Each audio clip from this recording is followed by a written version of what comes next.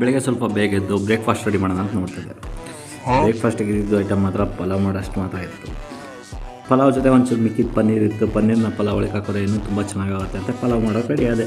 ಗಂಡು ಮಕ್ಕಳು ಅಡುಗೆ ಮಾಡೋದನ್ನ ತಿನ್ನೋಕ್ಕೆ ಸ್ವಲ್ಪ ಮೀಟ್ರ್ ಬೇಕು ಅನಿಸುತ್ತೆ.